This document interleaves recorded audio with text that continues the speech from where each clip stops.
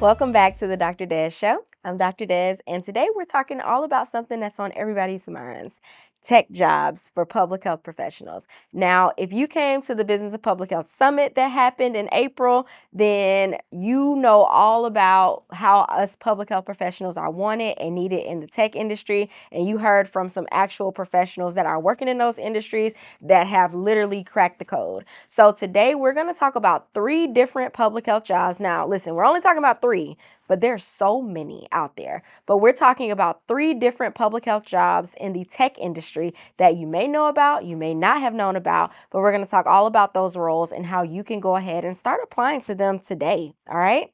So tech is one of those industries that is just going to continue to grow and grow and grow, right? And if we don't get on the trend, if we don't understand it, if we don't understand AI and all of these things, then we're literally going to get left behind. Think about, like, I know some of y'all are young listening to this, but y'all don't remember when, the computers first got to be a thing, or when Microsoft first got to be a thing, or when the internet first got to be a thing, right? Those things took off like crazy. What AI is doing literally the same thing. And if you are not using AI right now, you are not looking into what's going on with these tech companies, with technology, you're not understanding how they're expanding, how they're growing, then you're already left behind the curve. So even if you're like, Dr. Des, I don't want to work in that industry, you still need to know about it, because at some point it's going to be integrated into some of the things that you're doing. AI is going to be integrated, or it probably already has, through Microsoft Copilot, ChatGPT, some of those basic things. But especially if you are an entrepreneur or you're thinking about entrepreneurship at any point, then tech is going to be your best friend. AI is going to be your best friend.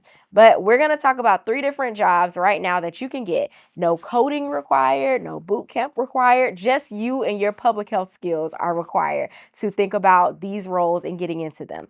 And one of the things I want to mention is that it is all about how you translate your skills, okay? How you talk their language, because our public health language isn't going to get us that job. But as we translate our language, we learn how to say what they're saying, talk how they're talking, we could potentially get that role and translate our skills. And I know, because so many people in the public health club have already done that, okay?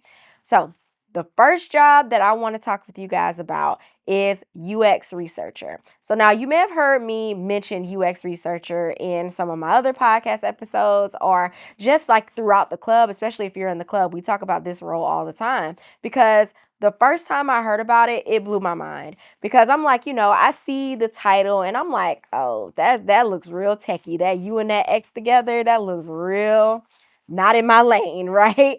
But the more they broke it down, it was just like, wow, like I've already done the core of what a UX researcher has done. So if you've done focus groups, if you have done community needs assessments, if you have done informational interviews or key informant interviews with people to try and understand a program and how they interact and just those different things, then basically you've done the core of what a UX researcher pretty much does. Okay. So and when I learned that, I was like, wow, like mind blown. Like, okay, I never would have thought to call it that. I didn't know people were calling it that. What we know that as is a qualitative analyst, right? Qualitative analyst, focus group researcher, whatever. But like I said, they're using that language, and really they want to know, how do people use and interact with their products so they can make their products better. And essentially, that's what we want to know with focus groups, right? How are people using our programs, liking our programs? How can we utilize this information to make it better? So whether it's a company that, created an app for therapy, or a company that, created different monitoring devices for blood pressure or whatever, they go out and they find people to do focus groups to test the usability of their products. So they want to know, okay, do we need to change the coloring on this? Because, some people may associate red with like, stop, don't touch it. So we may need to change this color a little bit, right? Or, do we need to put this button up higher because people are not able to really grasp it? Like it's not really functional for the user or the wearer or whatever it is for whatever product. Little things like that. That's what they want to know. That's what makes their products great. And that is why they need someone to go in and actually talk with the people. So your community engagement skills that you have, your focus group skills that you have, UX researcher is what you want to start looking into if you are interested in translating your skills. Now, salary range for these roles can be between 95 to 130, just all depending on what company you go to. Because I guarantee you type that in the search engine, you're going to find so many roles at so many different companies, from startups to companies like Amazon and Google and Apple. They hire these people often, right?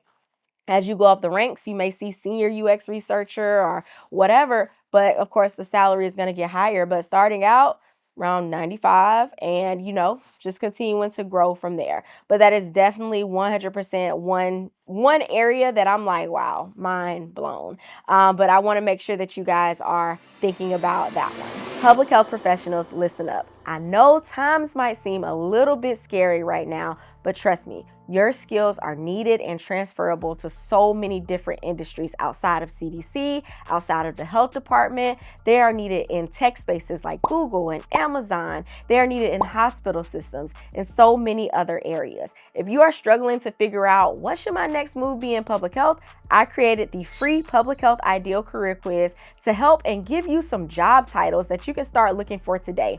It's free, it's quick, it's only 10 questions, and they are fun. And it's going to give you some actionable things that you can do right now to really get you on that path and tell you, okay, here's my next move within my public health career. Comment quiz, and I will send the quiz directly to your inbox. And of course, come back here and let me know what results you get. All right, guys, happy quiz taking. The next role that we're going to talk about is a data product manager, or sometimes called digital health product manager or digital health manager.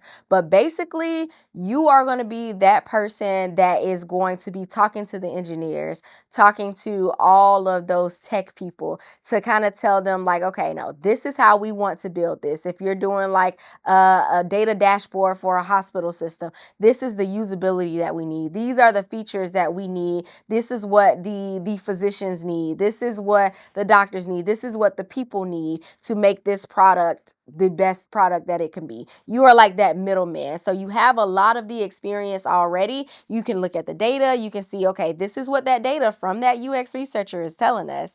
And then you can go ahead and you can communicate that with all of the people who are building out the programs, building out the software, doing all of those things. That is going to be your data product manager. So if you have ever been in charge of or dealt with key performance indicators, or you have done like managed different grants or led those strategies, you've done all of those different things, then you probably have a lot of the skills that are needed to be a data product manager already. And it's a matter of you, like I was saying earlier, taking those skills and really translating them to the industry and speaking the language of what they want. Because you have to think about it. If a recruiter is looking at your resume and they are, we got data on this to say that they're going to skim your resume for about 6 to 7 seconds.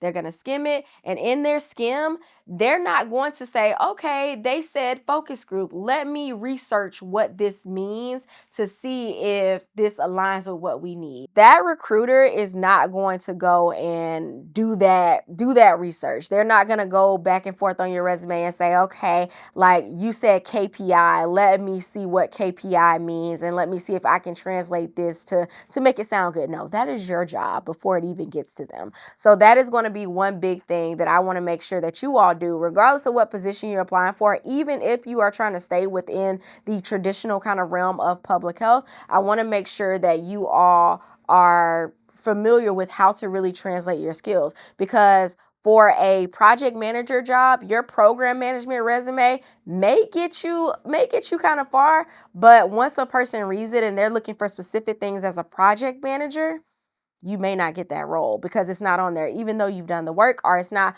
on there because you haven't translated it into languages that they can understand and you haven't utilized the terms that they need to see on your resume, okay? So I want to make sure that you guys are really, really clear on that, because that is one of the most important things when you're trying to find a job, when you are looking for whatever role, looking at that job description, because that job description for one is your cheat code. So whether you're going for that UX researcher position, you're going for that data product manager position, that job description is going to be your cheat code. That's the language that they use. That is what everything that they want to see is literally in there. So you want to make sure that everything lines up and everything makes sense to them because they're the ones reading it. They're the ones who are going to hire you. Okay.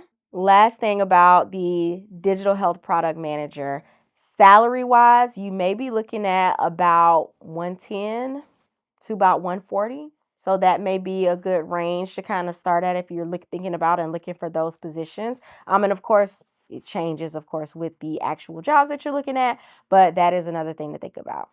Now, the last job, number 3, that I want to talk about is digital health privacy and ethics, right? Now, think HIPAA. If you have information, if you have experience dealing with HIPAA, you got experience dealing with compliance, you got experience dealing with ethics. This is for you. Policy, whatever. This is for you because a lot of these organizations, a lot of these tech startups, they are utilizing sensitive patient information. So they got to make sure that they are on the up and up when it comes to all of those things. So if you have worked for a health insurance company, you have worked with HIPAA, you worked with sensitive information, you worked with patient information, you worked in compliance, you've done those things, these tech organizations are looking for you. They are looking for you. And a lot of times as well, they may want a consultant to do those roles, right? They may want an advisor to come in and help them with getting that off the ground, making sure that they're compliant, making sure that they are in alignment with everything they need to be in alignment with. And a lot of times those jobs aren't posted.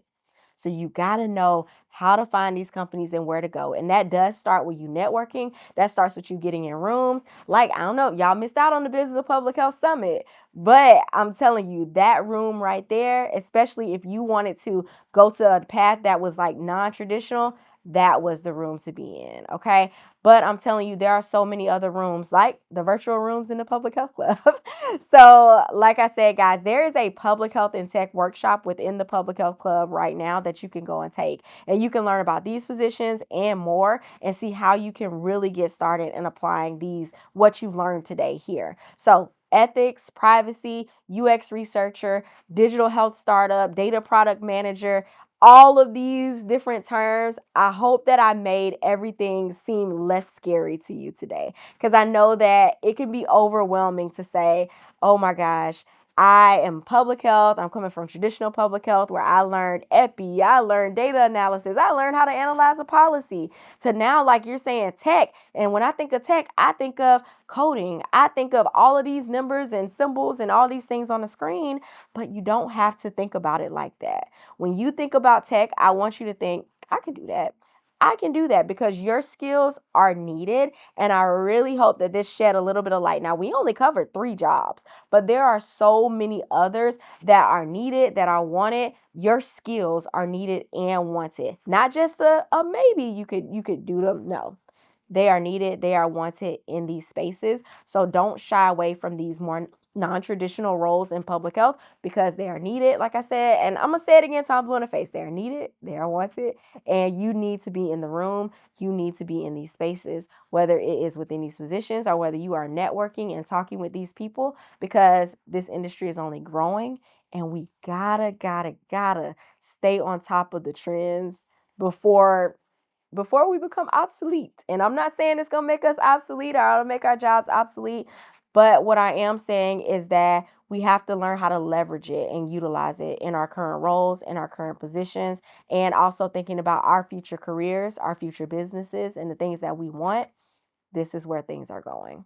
But all right, guys, I hope that you enjoyed this episode. I'm Dr. Des. Make sure that you like and subscribe to my channel. Make sure that you share this information with a friend. If you are listening to me on YouTube and y'all see my face, subscribe to the YouTube channel. And also, if you're listening on Apple Podcasts or Spotify, make sure that you subscribe. And also, leave me some comments. Leave me some feedback. That's how people find this channel as well, too.